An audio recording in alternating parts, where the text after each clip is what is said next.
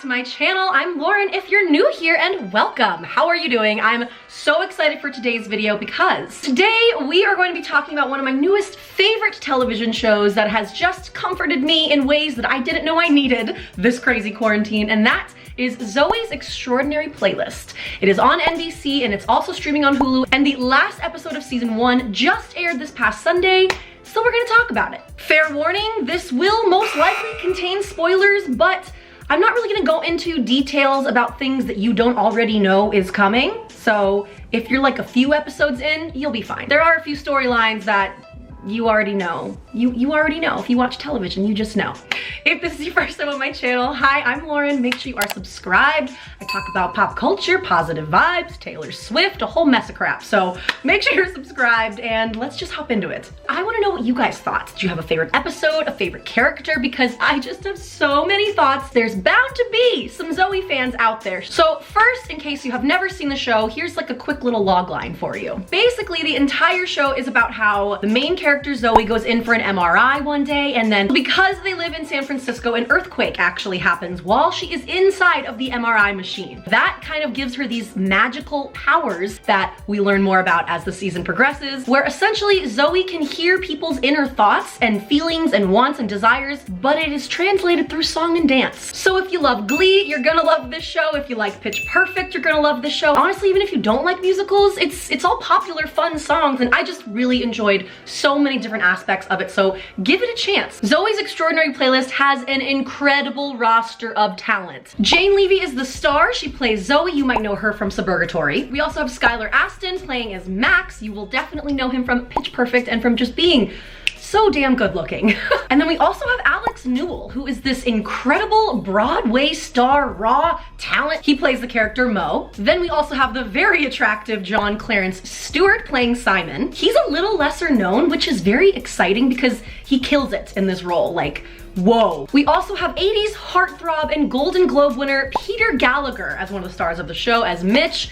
He will always be Sandy Cohen from the OC in my mind.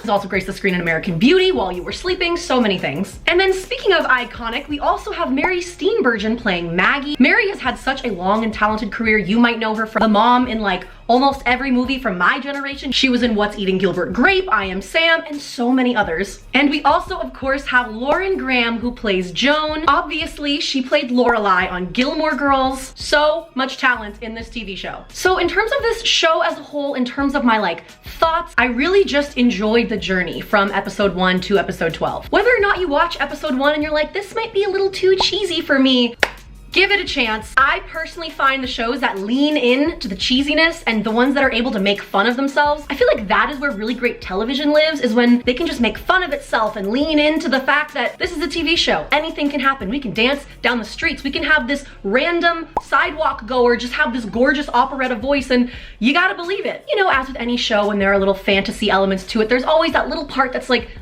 is that believable? I really think that this show does a great job of explaining everything, breaking it down. When Zoey starts to have these like moments where she's hearing strangers' heart songs, as they're called, they're able to make fun of it and be like, what's going on? Am I going crazy? Do I have a tumor? What is really happening here? It's not so much breaking the fourth wall, but they are talking to the audience as if they're watching it for the first time too. And I think that is what makes it so relatable and just fun to watch. One of the things that is just really so nice to see in such a huge show on a major network like NBC is gender representation. The main stars of the show, Zoey, Max, and Simon, and Joan, all work at this huge tech company in San Francisco called SparkPoint. You would kind of liken it to a Google or a Facebook, one of those. And not only is the San Francisco branch entirely run by Lauren Graham's character Joan, but Zoey is a coder and a programmer who becomes supervisor of her team, and there's no question of like, oh, well, why isn't a man running this? Like, if a man were to be running SparkPoint, we'd believe it and we'd continue watching as viewers. But the fact that the creators really went into this as like, you know what, we're gonna create this Google type millennial company that is led by 2 female powerhouse talented women, and I just think that's incredible. I just said female women, didn't I? It's been a long day. Not only that, but Alex Newell, who plays the character of Mo, is one of the best parts of the show. Mo is snarky, Mo is sassy, Mo is also very talented, and Mo is also gender fluid. And it is something that they just don't really address in the beginning of the show. There is no conversation of like, are you a man? Are you a woman? Are you trans? Are you interested in men? Are you interested in women? There's no conversation of that. And I find that truly amazing and refreshing. It's just teaching a lesson of like acceptance for all. Doesn't matter who you love, what you like to wear. You love who you want to love and you wear what you want to wear. And it is so incredible to see a network like NBC putting this type of gender representation on television, on streaming networks, because this is just how the world is. And I love that Zoey's Extraordinary Playlist is choosing to have these really important conversations without actually having them. Like I said, they're just presenting this world to the audience and we just believe it as it is. And I think that that is a really truly beautiful thing. Apparently, the role of Mo was actually supposed to be for a 31-year-old bisexual woman, and then they landed on Alex Newell, and Alex Newell actually had a part in kind of helping to create and shape the character that is Mo. Alex Newell recently told Entertainment Weekly, "I wanted to show that chunky plus-size people can be sexual and are hoes as well." Told that to Entertainment Weekly, and you know what? I love that. I love that so much. Those are just two of the many, many examples of the incredible ways that they weave gender representation into the show without ever having it be this huge conversation. It just is, and it is beautiful. Hopefully this will pave the way for writers in the future to create more shows and more storylines around this type of world, because it is the world that we're living in, so yeah. Another thing that I really admire about this show is the set design, the colors in it, the detail that went into making this show. I mean, I could talk about the set design and the outfits and everything, the way that each shot is set up to a T. It's beautiful. I don't know who is in charge of that. You did a beautiful, tremendous job. I'm all about the colors as I wear my black today. It is just beautiful to watch. And one of the main storylines that we are introduced to in episode 1 is that Mitch, Zoey's dad, has been diagnosed with progressive supranuclear palsy, aka PSP. But what you might not know after watching episode 1 or the rest of the season is that the show's creator, Austin Winsberg, mirrored that storyline after his own life. His own father suffered from PSP. Creator Austin Winsberg recently spoke with Deadline talking about this storyline, and he said, literally to an episode, every story that happens in the family is something that happened in our own house. The day that my father passed away, a hospice worker came to our house at 4 o'clock in the afternoon and said, "Your father's going to die today." Then they left and we were left to our own devices trying to figure out what to do. For the next 8 hours, friends and family members came over to say their last goodbyes.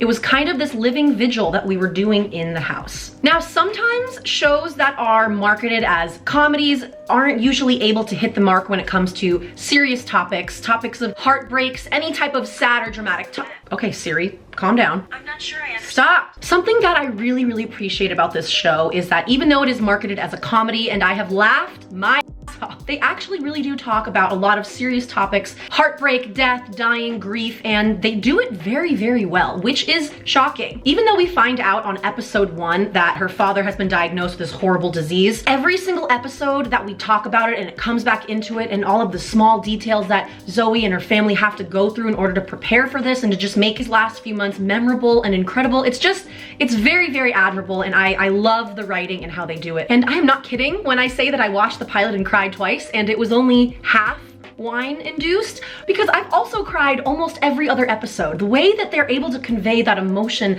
and that hurt just makes you want to reach out to your dad and your family members and just tell them that you love them. It's that kind of acting and writing and storytelling that just makes the audience like feel something, and we feel that hurt and that heartbreak, and they just do it in a very incredible way. We also have to talk about the dancing and all the choreography. I mean, if you've ever watched So You Think You Can Dance, you're familiar with the name Mandy Moore. No, I'm not talking about the singer, I'm talking about Mandy Moore, the choreographer. Incredible dance numbers. I mean, the lyrical dances, the way that she's able to get these actors to convey such emotion just with their body is insane. I truly feel like I'm watching an episode of So You Think You Can Dance, like top 10 every time I'm watching it. And it's nice to see the wide range of dance styles that she's introduced to the cast, from hip hop all the way to just straight lyrical, looking like your hands are birds floating away. And I still loved it. I still bought it. I loved hearing Simon sing Jealous by Nick Jonas. I loved hearing Skylar Astin sing Pitbull among every song that Skylar sings in the show. But it's just a really, really good show. And I love shows that make you laugh and make you cry and also make you think at the exact same time. I think those are like the sweet spot of shows that will have a long lasting impact even after they've wrapped. Also, I know that I've only just mentioned the main cast members, but I really need to give a shout out to the rest of the entire cast and crew for that matter, because all of the other cast members that are programmers and workers at Spark Point, like Leaf and Tobin, they're amazing. They all have their own like amazing moments in the show that at first I was kind of like, oh, they're just gonna be like the annoying like background people. We're not gonna see them, but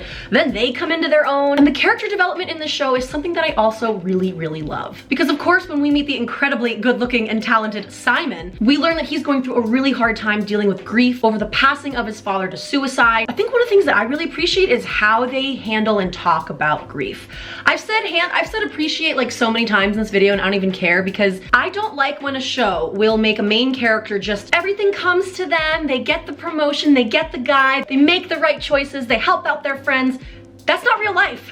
You tell me, anyone out there who just has had a life like that. No, no, no. We make mistakes, we get angry, we act out of emotion, we don't listen to logic, we do what we want to do, we do what feels right, and even if it's like self-destructive, we'll do it anyway. We explore that in Zoey's character. I mean, she is obviously the protagonist, she is the hero character of this show, so when we first meet her, we obviously see her trying to navigate these new musical powers that she has in order to help people, and so then it does kind of lead into that. But then she goes off and makes choices that your run-of-the-mill everyday hero wouldn't make, and that to me is what I like so much. It's relatable, we all make mistakes, as long as you talk about it and you communicate it.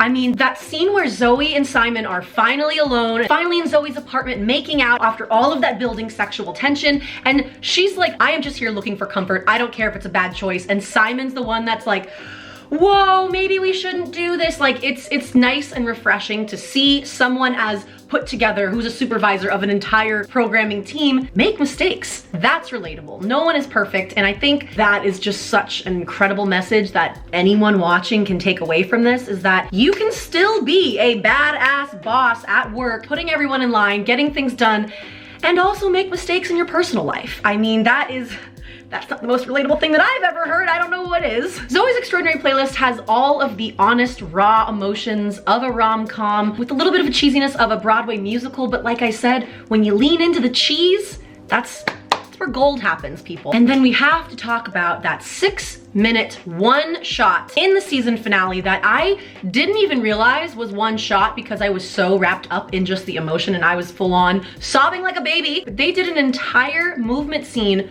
in 6 minutes of one shot, and hearing all of the behind the scenes of what went into this, I mean, they have every cast and crew member just making sure everyone hits their mark, or Skylar has to be on the stairs and then Mo has to come around. It's just a very beautiful piece of filmmaking, and God, I honestly don't think I have anything bad to say about the show. Obviously, there are some cringe-worthy moments. There always are in, you know, any type of thing like this, but they're not cringe-worthy to the point that I wouldn't enjoy watching them a second time. I would love to rewatch the show. I'm probably going to. I highly recommend that you check it out and give it till episode 3. You can't let that huge opening number from episode 1 where they're dancing in the streets and extras come out with their froyo and they know the dance moves too. You can't let that deter you. I swear it's a great show. I promise you'll like it. And I'm dying to know if there's gonna be a season 2. There's gotta be, right? They can't just do that. And hey, who knows, maybe when season 2 is inevitably announced, because there has to be, maybe I can interview someone on that show on this YouTube channel. That would be a lot of fun, but that's kind of up to you guys to tweet them and let them know that they are welcome on the Lauren Lipman YouTube channel. I would love more than anything to explore these characters, these relationships. Oh my God, was I really about to end this video and not talk about Team Simon or Team Max? Let me know in the comments right now before I tell you my side, where I'm at. Are you Team Simon or Team Max? That is a very, very tough question. Simon is ridiculously good looking and just this oof of a man, but I have a longtime crush on Skylar Astin, and part of me is like, where does Max end and Skylar begin? Because he kind of plays that similar character in his other roles and the character of Max, and he just kills it. It's the perfect combination of like nerdy, handsome, talent, all of it, and just likable, you know. Also, his last name is Lipstein. Did you know that? Because, yeah. He's like a Jewish girl's dream. Okay.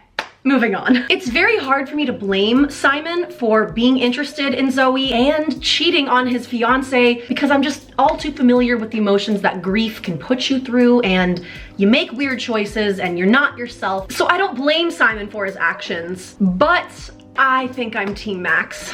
I mean, he is just boyfriend material. It's me. Okay, I'll stop. I am Team Max. I wanna know, are you guys Team Max or Team Simon? We don't know.